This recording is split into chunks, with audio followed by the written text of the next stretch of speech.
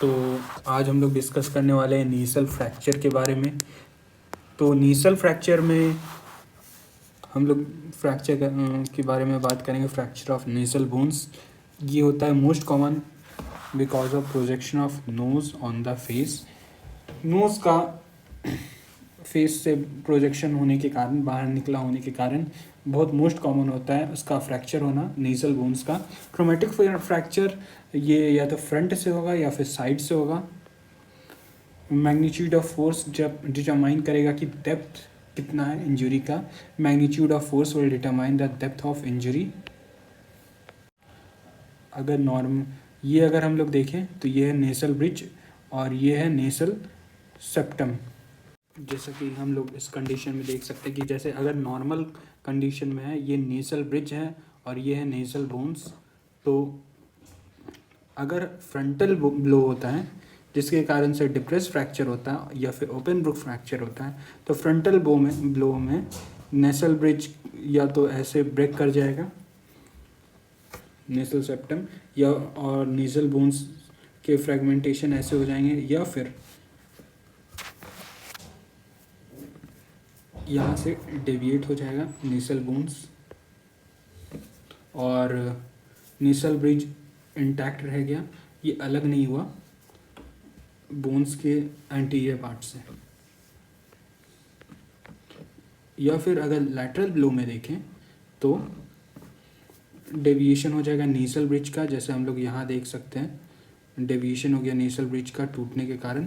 तो या फिर डिप्रेशन हो जाता है एक वन नेसल बोन का, यहाँ पे जैसे हम लोग देखें एक नेसल बोन का डिप्रेशन हो गया।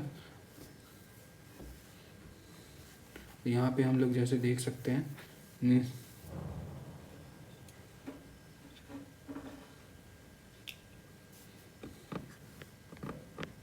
तो डिप्रेस फ्रैक्चर के बारे में बात करें तो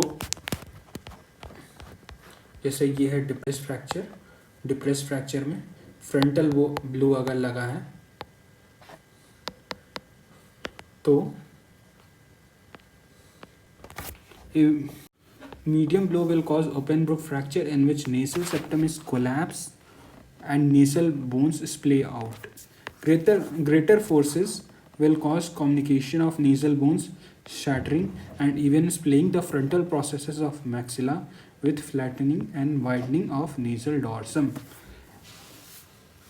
अगर एक मीडियल ब्लो होता है तो नेजल सेप्टम कोलैप्स हो सकता है या फिर नेजल बोन्स स्प्ले आउट अलग छितरा जाते हैं, जैसे इस फिगर में हम लोग देख सकते हैं ये वाला नेसल बोन्स जैसे हैं ये अलग अलग स्प्ले आउट हो गए और नेसल बोन्स यहाँ पे डिप्रेस्ड हो गया। ये नेसल सेप्टम यहाँ पे डिप्रेस्ड हो गया।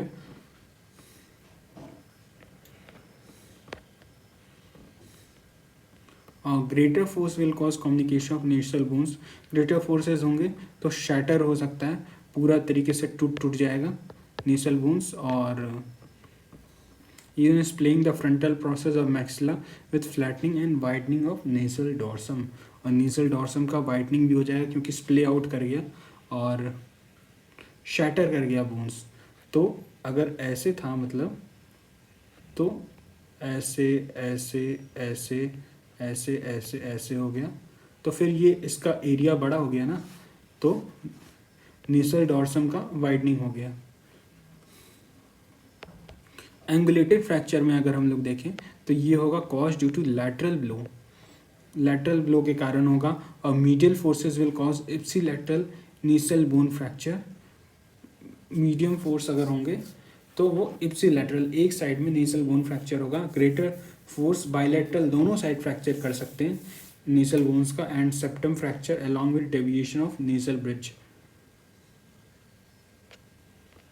जैसे इस फिगर में हम लोग देख सकते हैं ये मीडियम ब्लो के कारण अगर हुआ होगा तो एक साइड का इप्सिलैटरल नेसल बोन फ्रैक्चर हुआ और दोनों अगर ग्रेटर फोर्स आया है तो साथ ही साथ नेसल सेप्टम पूरा ब्रेक कर गया, डेविएट हो गया और साथ ही साथ एक नेसल बोन भी डिप्रेस हो गया।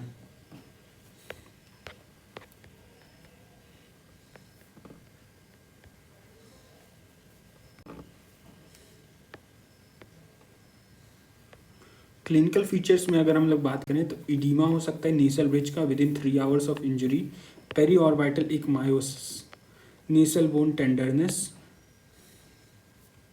नेसल bone crepitus, external nasal deformity, epistaxis या फिर लेसरेशन हो जाएगा नेसल स्किन का। डायग्नोसिस की बात करें तो डायग्नोसिस में be made on physical examination, x-rays may और मे नॉट शो फ्रैक्चर।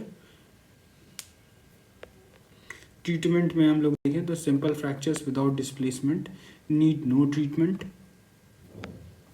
अगर सिंपल फ्रैक्चर होते हैं जिसमें डिस्प्लेसमेंट नहीं होता तो उनका ट्रीटमेंट का ज़रूरत नहीं है, वो अपने आप ठीक हो जाते हैं धीरे धीरे टाइम के साथ।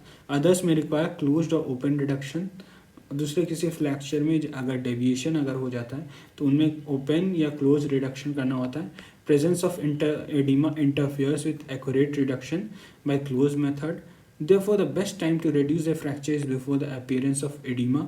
इसलिए बेस्ट टाइम होता है किसी भी फ्रैक्चर को ठीक करने का कि एडिमा से पहले हो जाए, स्वेलिंग अगर होता है उससे पहले फ्रैक्चर को ठीक कर दें। और इफ़ इट हैज़ सबसाइडेड या फिर स्वेलिंग ठीक हो गया हो, एडिमा ठीक हो गया हो, सबसाइड कर गया हो, जो कि यूजुअली 5 से 7 दिन में होता है। तो अब क्लोज रिडक्शन में अगर देखें तो lift non depressed nasal bone laterally with Walsham's forceps.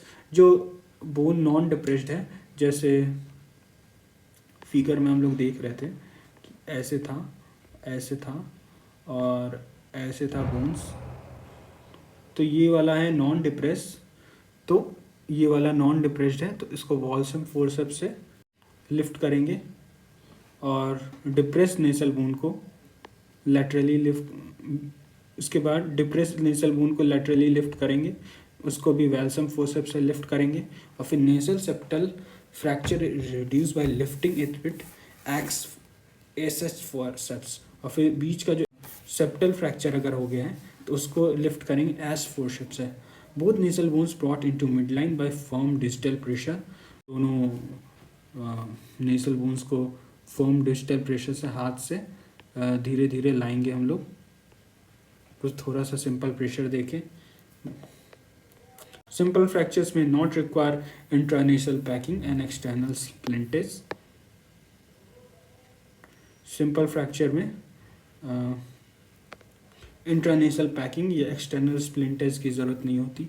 Open reduction में अगर हम लोग देखें तो ओपन रिडक्शन में early open reduction in nasal fractures is rarely required, जिसमें इन्फेक्शन हो सकता है, अगर कॉन्टिन्यूटेड फ्रैक्चर हो सकता है या फिर फेल्ड क्लोज फ्रैक्चर होता है, तब हम लोग ओपन रिडक्शन करते हैं।